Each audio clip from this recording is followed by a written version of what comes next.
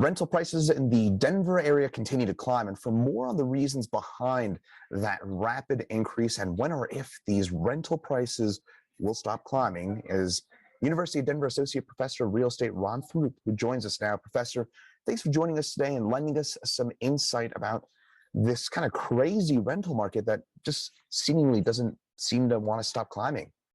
Right. It's been going on for quite a while now, as far as apartment prices increasing, and there's a concern that it's not gonna quit. Well, speaking of which, University of Denver released a report, I believe it was last week, speaking about the year-over-year average rental prices in the Denver area climbing by over $200 from the first quarter of last year to the first quarter of this year. I believe the average rental price is now a little over $1,700 now in the Denver area. That is a rather dramatic spike in 1 year, isn't that? It is, historically it is. I mean, we've been doing this survey for close to 40 years now. And so, yeah, that's a historic ramp up. Also combined with an historic net absorption of units last year, almost 20,000 units in the front range, which is more than any other year ever. So there's been plenty of demand for units, even though some people may think we're building too many. Wow. So that continues to climb. Something that normally, speaking of units, normally it's supply and demand that dictates a lot of price increases, but residential vacancy rates held steady from last quarter at a bit over 4%. What is behind the continued climb in rental prices? Because again, supply and demand, you mentioned that's still in play here, but is there something beyond supply and demand that's leading to these increases? Right. So you got supply and demand. So if you're going to have demand exceed supply, you're going to have price increases. But besides that, though, you've had over the last year and a half or so real supply chain issues in increasing prices to build, and lumber costs, labor costs, you name it. And that has created a need to price new apartments anyways at higher rates just to cover costs to build. And when that happens, you typically have a cascading effect of rent increases from prior units that have been built to somewhat fall in line over time with how much a unit is worth. So supply chain issues, supply and demand.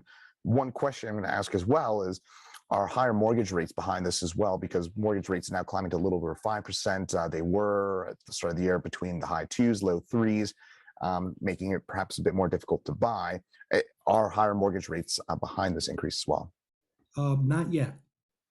I would say that could be coming next, because many people that were in the market this, say, early spring had already made up their minds to buy a home, and they went out and did so, or in the middle of doing so. And then we're going to have some people, when we see the rates go up and prices of homes still going up, get to the market thinking we better do it now, we won't have a chance later. So you have that's sort of a spring surge. But mortgage rates going up as much as they have, even though they're still relatively low historically, under six, they're expected to rise some more. And that being the case, those first-time home buyers and marginal buyers that are on the edge as far as can they afford to get in, make it priced out, which means they either stay in or move to an apartment is their likely alternative. How concerned are you in general, since you've been doing this for decades now at this point? How concerned are you about the lack of affordable housing in the Denver area right now? Well, the state demography department has been pointing this out for years now in their data as far as how much housing stock we need versus what we have. And really, the real issue started after the Great Recession, because what happened then is a lot of builders just went out of business. So there was a lack of ability to produce, and then it was hesitancy of when to start producing. So that really created a slowdown in production in the years after the Great Recession, which added to the housing stock deficiency, especially in the affordable side. And yeah, it's a real problem. It's a problem in most cities, as far as especially what we call workforce housing. And I don't see it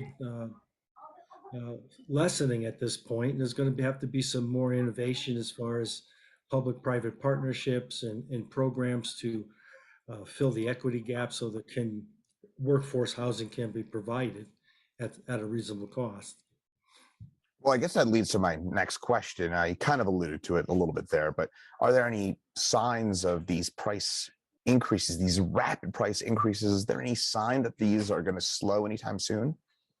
On the single-family home side, um, I would say we're going to see that this summer.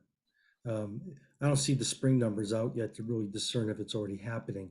But as the rates go up and those that we're going to or we're committed to buying have done so, we're going to see a slowdown in that demand in the summer. We tend to see it in the summer anyways, but my thinking at this point would be we're going to see it's flatten out some.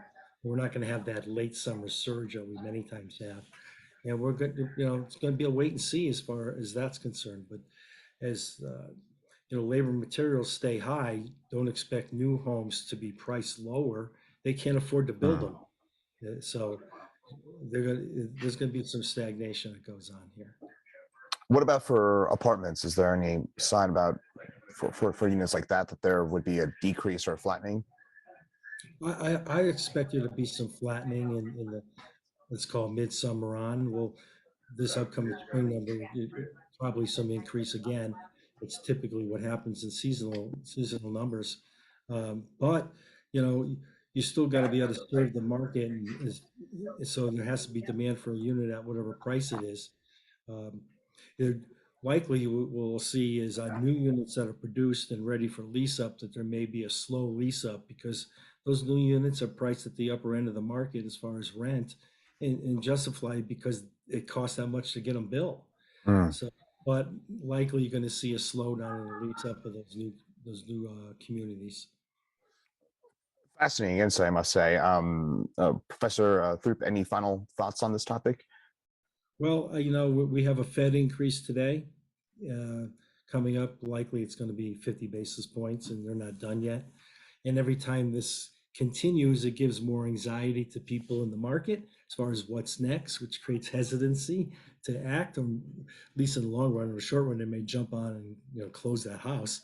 So this is going to go on for a while as we try to figure out what to do with inflation and economic conditions and people starting to take a wait and see attitude.